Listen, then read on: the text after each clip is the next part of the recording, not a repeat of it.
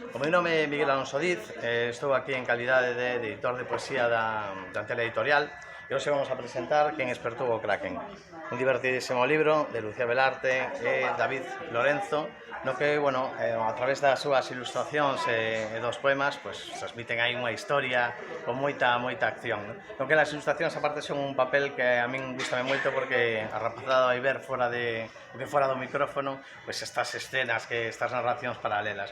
Este libro é o segundo da colección de poesía de Antela Editorial, xunto a Animálgama, e bueno, pois é unha aposta nesta nova liña de achegar a poesía a toda a rapazada a través da Antela Editorial, non? E a través, bueno, destos libros que, como podes ver, teñen unha edición máis que fermosa.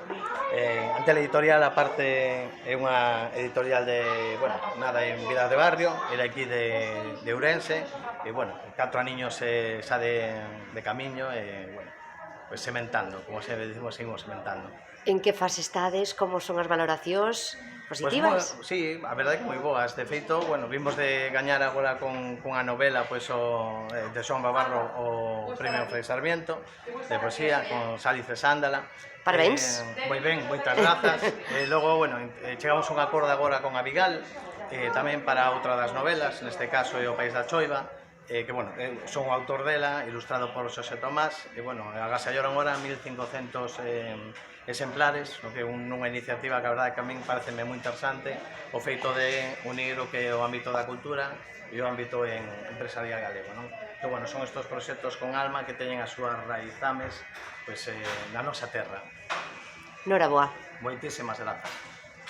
Bueno, chicos, dispuestos? Sí, dispostos, sí, Moi a verdade que sí, ben. moi ilusionados. Xa preparados, sí. Xa preparados. Bueno, contádeme. Bueno, pois este é un proxecto conxunto que fixemos David Lorenzo e máis eu. Eu puxen a parte da escritura, é o meu primeiro conto rimado e a verdade que o disfrutei moitísimo. Espero que os nenos tamén o poidan disfrutar. Moitísimo. Pasámoslo moi ben xuntos, traballando, Sí, facendo equipo, efectivamente, porque, bueno, o poder estar na casa, os dous, compartindo, pois, tanto na creación ela no texto como logo cando pasabas as ilustracións, pois retroalimentábamos un pouco máis a historia. A verdade que, bueno, unha experiencia señal. Xa tiramos a ocasión de traballar unha vez e, bueno, esperemos que moitas máis. É algo que nos chea moitísimo o álbum ilustrado e no caso de David tamén o cómic, así que oxalá que vaya moi ben para poder continuar. Bueno, os nenos estamos esperando xa aí, así que, bueno, parabéns. Alégrome moito de que todo vos vaya moi ben. Igualmente. Bueno, ti sigues triunfando, querido, non? Bueno, pouco a pouco. Todo isto é un mundo moi difícil, moi complicado, pero, bueno, aí estamos loitando por salir adiante e seguir adiante. Seguir adiante. Seguro que con esta aportación tan interesante de Lucía. Sí, por suposto. Moitísimas gracias, queridos. Imolo chamar, primeiro, moi alto, e despois imolo chamando cada vez máis baixinho hasta que veña, vale? Entón comezamos pondo as maus así e chamamos Silencio! Silencio! Silencio!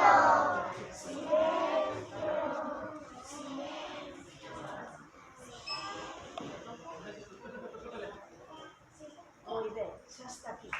Agora non podemos falar ata que eu, a liña máxica, os dé permiso para falar, vale? Vos se tenéis que preparar, e ata lle sai fume por as orellas. Vermello xa era ele, pero, bueno, está moi enfadado, porque non pode dormir. Axudando a descubrir cal é o misterio por cal o Kraken non pode dormir.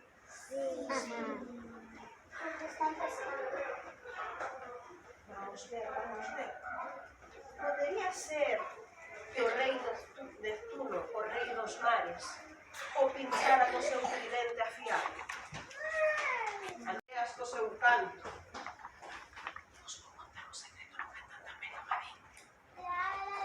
Piratas, que cada vez que consiguen atrapar un tesouro, montan unha festa, fan unha lea. Eso é o nova máis. Sexa o Leviatán, que ronca tantísimo, que é imposible dormir. que faga moitísima calor. Vos no verao dormides tan ben como ninguén. Yo sí. Sí. Yo de nada. Vos mollados estades a gusto para dormir. No, A que non? A que non? A que ninguén? Contar cangrejos.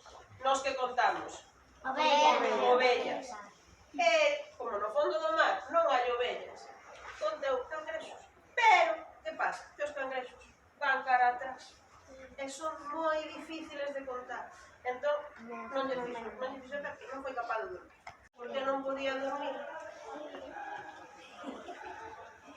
Porque estaba empachado. Ceara moitísimo a noite anterior. Ceara de todo. Contarlle un conto. E nós que acabamos de facer agora mesmo.